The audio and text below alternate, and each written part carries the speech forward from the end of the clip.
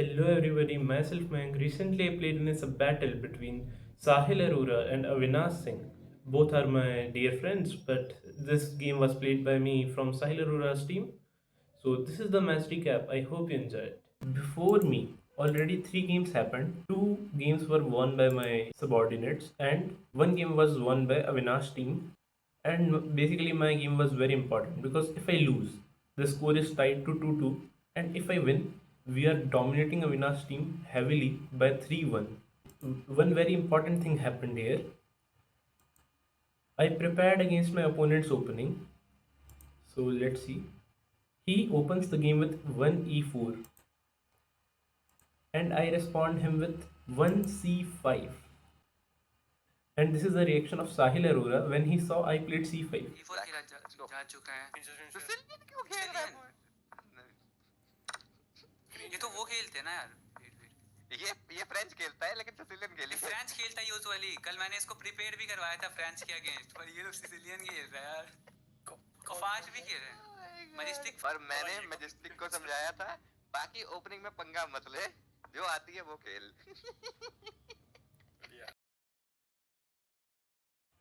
But you know what? What the twist is?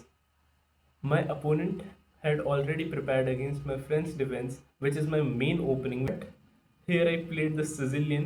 Sahil Arora one day before that told me that I should not play something which I don't play usually, like the Sicilian. And he very well knows I don't play the Sicilian, I play the French. So he was completely confused why I played that, and he didn't like it first in the first view. And on the other side, Avinash Singh, our opponent, was also completely shocked why I played the Sicilian because he prepared his subordinate. He prepared Anuj Oitrox, my opponent, that I will place French defense, and he prepared that opening against me completely.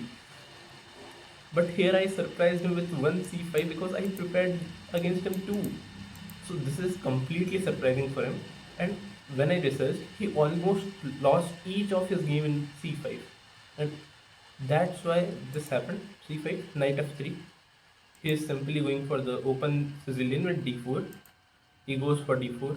I take the pawn. He takes with the knight. And here I go for knight f6. Basically, I will fianchet to my bishop here, castle here, push this pawn, put my bishop on d7, then put my rook on c file, then start an attack a3 b4. So these are the common ideas in this position. So I played the move knight f6 here, going for the dragon variation in future. He goes knight c3, he follows the theory, and then I go with my original plan of g6. He goes bishop to c4, which is also very common. He's also playing every book move, and now probably he should play something like bishop e3, short castle, bishop e3, short castle, and then queen d2 stuff. But he can also do like bishop e3, queen d2, sorry, bishop e3, queen d2, and long castle. That's also possible. Here I develop my bishop. He go for short castle first, which is not very good or tempting, to be honest. It doesn't affect his position very much, but the game is like the Evil Bar is saying, game is 0.0 now. In fact, white has an advantage in general, so my opening worked out a bit correctly, I will say. I played castles, game is still equal. He moved his rook to e1, a good idea. Then I went with d6. My idea is very simple. After d6, I will play bishop d7. And this is all theory. And I don't want to push e5 because even if I remove my knight at any point, then my bishop is not so strong. Whereas fianchet of bishop in general are very strong. So I don't want to make my bishop very powerless. He tries to take my knight, basically by developing his bishop, nothing else. I play bishop d7 as of our idea. Here he goes queen d2. He did the same thing but in a different move order, and now I am a bit better with 0.3. But that doesn't really matter at our level. I went rook c8. Opponent took. And here we both are on same time. He has 2 minutes 36 seconds. I also have 2 minutes 36 seconds. And here I got confused because till here I knew everything. I knew almost everything. Although Indian is saying these are good moves, these are some sort of best moves, etc. But I knew this all. I had prepared this much, but I didn't knew when this happens. Should I take with the bishop? Should I take with the pawn? Because obviously I knew that taking with the rook is not so good. But I was confused. Then I thought that if I take with this, my bishop is quite blocked in. Then I thought, in general, positions of Sicilian would take with the b pawn. Not in Sicilian, but taking towards the center in general is very good. So I was a bit confused, and I used some of my time here, and like people were not happy about it that I took that much time on it, that simple move.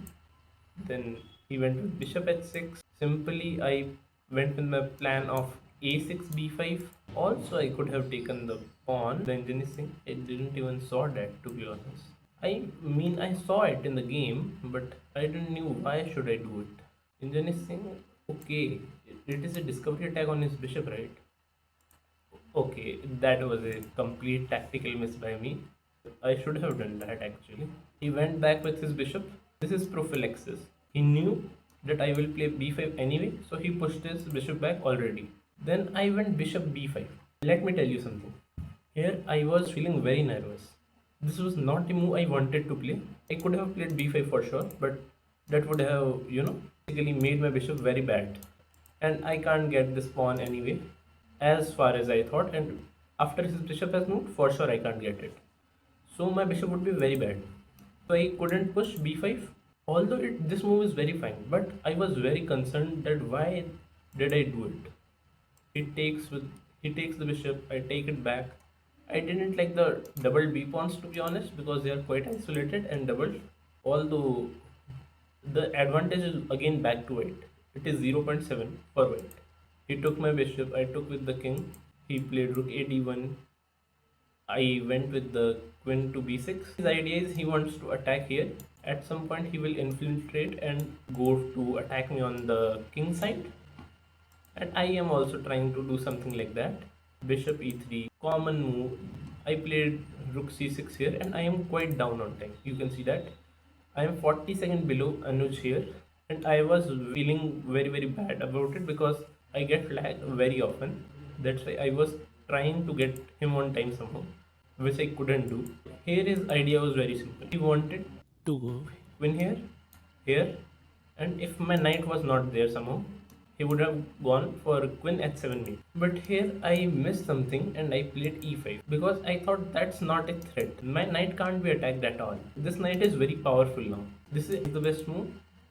I went king back. He went there a slight inaccuracy, but nothing too much. I went up again and he blundered the c2 pawn here. Of course, what his plan was, he wanted to make it a brilliancy. His idea was very simple. I am very low on time. I have only 56 seconds. What goes in our mind when we are normally playing? Oh, I see a capture. I should take it. Something like this. And you know what? This is the best move, but this is not for sure a human move. Indian is saying some different things, but of course I can't see that in 1 minute and he can't see that in 2 minutes. I took the pawn on c2, although taking the bishop was also one of the best moves because I got the pawn on c2 anyway. Here he makes mistake. He goes on g5. And you know why this is a big mistake? This is very simple. He hanged his pawn on f2. He was winning the whole game. I have half of his time. He is completely better. But he gave me a very wrong pawn. Of course, he blundered it. He wouldn't have done that on purpose. He very well knew he has no attack over going over here. Of course, his pieces are very active, etc. But he can't create a very good attack. I instantly takes his pawn. He simply moves his king. I place my queen here. This is a very small and like not a significant inaccuracy. This doesn't really matter because he has no way of saving the game now. Rook takes b2. He goes with the queen. I play the only move. I have very good positional advantage of plus 5.6. Here I go rook d2. My plan is very simple. Like if he plays random bishop move, taking my free pawn, I go rook check. He takes my rook. I take with the queen. This is GG. We won the game. He also misses this. He goes queen g3. Then simply I go for the check. And on like 19 seconds, I got this game off. I had 18.2 seconds in the last. You know what my game accuracy is? So my game accuracy here is 88.8 and my opponent's game accuracy is 73, which is quite normal for our level. The game rating is 1650, which means he didn't play bad, and my game accuracy is 2000, which is very very big because my blitz rating is just 1200. Although my rapid rating is 1500, but 2000 is still a very huge number for me. And then the incredible things started happening. Our players lost again and again. We had a very severe advantage, but we lost all the advantage. The game went till 4 by 4. Game was completely drawn. And then at last, Vinashu and Sahil bhai decided that they will do something. They will play a blitz game in the last to decide the game. And I am very proud of our creator Sahil Arora. He played a fantastic game and he won it very incredibly. I loved it. And at last, we have joy, we have everything.